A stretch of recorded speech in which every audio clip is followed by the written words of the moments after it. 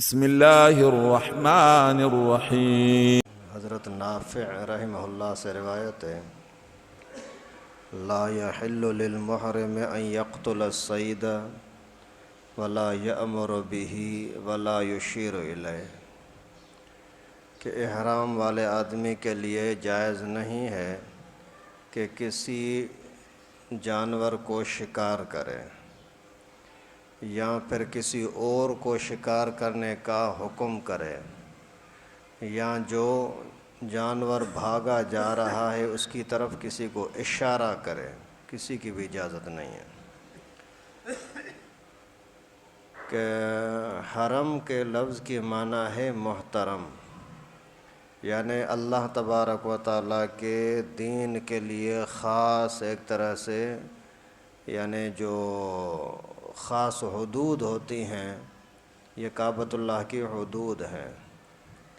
جیسے دنیا کے اعتبار سے فوجیوں کی چھاؤنی ہوتی ہے، وہاں کسی کو قریب آنے کی اجازت نہیں ہوتی، تو یہ بھی اللہ تعالیٰ کے دین کی اور دین کی سربلندی کے لیے ایک چھاؤنی ہے، تو وہاں ہر کام اللہ ہی کی مرضی پر ہوگا، اس کے بغیر نہیں۔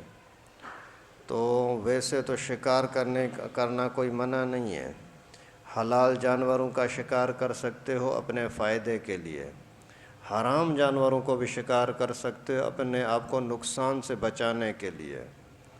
مثال کے طور پر کسی کو پتہ لگا کہ بھائی شیر کی چربی کی ضرورت ہے، بھیڑیے کی چربی وغیرہ کی ضرورت ہے، اس کی کھال کی ضرورت ہے، ابھی یہ آپ کے لیے کھانا تو جائز نہیں ہے، لیکن فائدے کے لیے جائز ہے کہ آپ ان کو مارو، شکار کرو کسی اور جگہ پر۔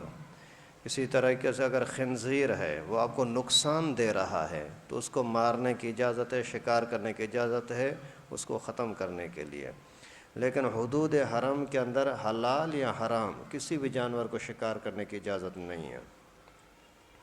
اگر کسی بندے نے کوئی شکار کر لیا، حلال جانور کا کیا، مثال کے طور پر کوئی پرندہ اڑا جا رہا تھا، کوئی پتھر مار کر کے اس کو گرا دیا، تو ابھی اسی کو گرانا مارنے کی جائز نہیں تھا۔ ابھی اگر وہ پرندہ، وہ ہرن، وہ خرگوش جو بھی ہو آپ نے پکڑ بھی لیا، پھر بھی آپ کے لیے کھانا حلال نہیں ہے، وہ مردار ہے، اور حلال تو نہیں ہے لیکن اسی کی قیمت آپ کے پر صدقہ کرنا بھی لازم ہو جائے گی، اللہ تعالیٰ سے معافی بھی مانگے، اس کی قیمت بھی صدقہ کریں۔ اور اگر کسی حرام جانور کا آپ نے شکار کیا ہے، کوئی کوا اڑا جا رہا تھا، آپ نے اسی پر کوئی بندوق ماری، کوئی چھری ماری، کوئی پتھر مارا، وہ گر گیا، مر گیا، تو بھی اس کا جرمانہ بھی دینا ہوگا اور اللہ تعالیٰ سے معافی بھی مانگنی ہوگی۔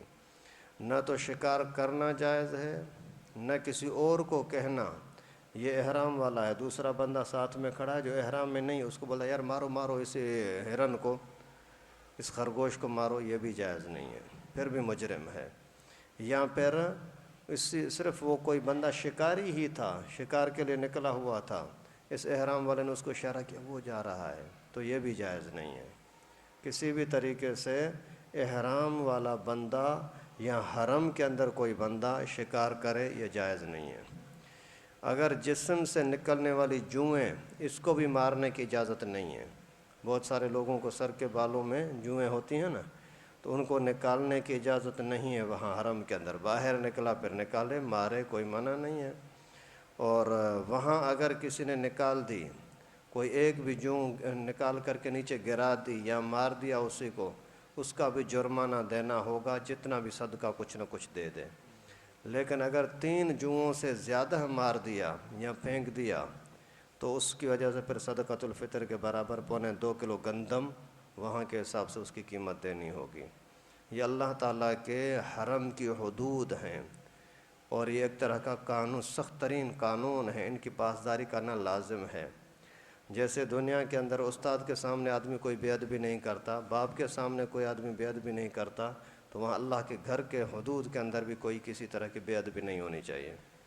ابھی 3-4 سال پہلے کی بات ہے کہ ایک بندہ کوئی گیا ہوا تھا عمرے پہ، وہاں وہ پکڑا گیا، کچھ دنوں تک تو لوگوں کو پتہ ہی نہیں تھا کہاں ہے، پھر جب پتہ لگا تو بعد میں معلوم ہوا کہ وہ پولیس نے اس کو اٹھایا ہے۔ پھر وہاں گئے پوچھنے کے لیے، تو انہوں نے بولا کہ بھائی اس کو ہم کورٹ میں پیش کریں گے، پھر کورٹ جو فیصلہ کرے گی۔ بعد میں پتہ لگا کہ اس کو 6 مہینے کے لیے جیل بھیج دیا۔ پوچھا کیوں؟ بتایا کہ اس نے کسی عورت کو چھیڑا ہے، کوئی عورت تو طواف کے دوران جا رہی تھی، اس نے اسی کو ہاتھ مارا ہے۔ ابھی واللہ عالم وہ کہہ رہا ہے کہ میں نے کوئی چھیڑا نہیں، میرا سر چکرا گیا، اس کی وجہ میں گر رہا تھا، کسی عورت پر میرا ہاتھ پڑا۔ اور وہ کہہ رہے ہیں لڑکی نے جیسے چیخا، عورت نے چیخ ماری تو انہوں نے اس کو پکڑ لیا۔ تو کہنے کا مقصد یہ ہے کہ اللہ کے حرم کے حدود کے اندر تھوڑی سی غلطی پر بھی پکڑ ہو سکتی ہے۔ اس وجہ سے وہاں جب آدمی جائے تو بڑے ادب احترام کے ساتھ، جتنا ادب زیادہ ہوگا اتنا ہی وہاں کے سے برکتیں زیادہ ملیں گی۔ با ادب با نصیب، بے ادب بے نصیب۔ چپل اٹھانے رکھنے کا معاملہ ہے، اندر داخلے کا معاملہ ہے، نکلنے کا معاملہ ہے، وہاں اور لوگوں کو دھکے وغیرہ سے بچانے کا معاملہ ہے۔ ہر چیز کے اندر ادب ہی ادب، جتنا ادب زیادہ ہوگا اتنی برکتیں زیادہ ہوں گی۔ اللہ تعالی ہم سب کو ادب کے ساتھ حاضری نصیب فرمائے۔ وآخر دعوانا ان الحمد للہ۔